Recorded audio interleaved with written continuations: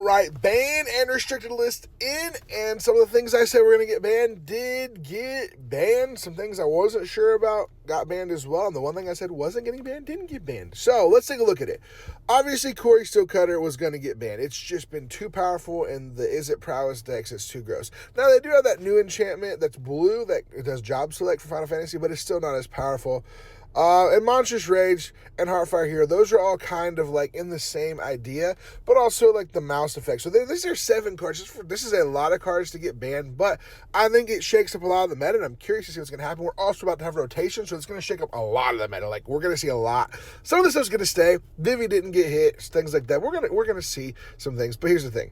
I think these are good bans, and I'm going to walk you through some of them really quickly and say Corey Steelcutter, Monstrous Rage, Heartfire Hero, all in those like Izzet Prowess decks or mouse decks, things like that. They're just really, really strong. Abuela's Awakening was used in a Omniscience deck that basically lets you cheat out Omniscience. So they weren't going to ban Omniscience because it's a lot of mana to get it out, but ways to cheat it out, you've got to stop. So Abuela's Awakening was banned to stop that deck.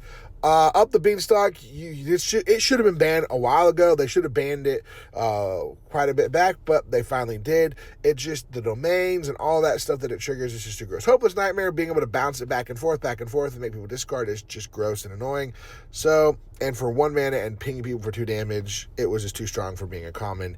And this town ain't big enough, giving the thing that you can bounce your stuff back to your hand is one thing, and stuff like that. So these, in my personal opinion, are good bans. I think it is going to shake up the meta. Some of these will still be around. They'll still stay. They'll be here. But at the same time, it's going to shake it up. Is it possibly run because you're still going to have Vivi. Vivi's still there. You still got some other cards you can run, but it's still not as strong because Monstrous Rage was gross because the fact that it gave that trample on top of it, plus hit the prowess triggers, plus the ability for the turn was just really, really gross, really, really strong. So overall, I think these bans are good. There was no other changes in any other format. I didn't think we're going to see any other changes in any other format at the time being.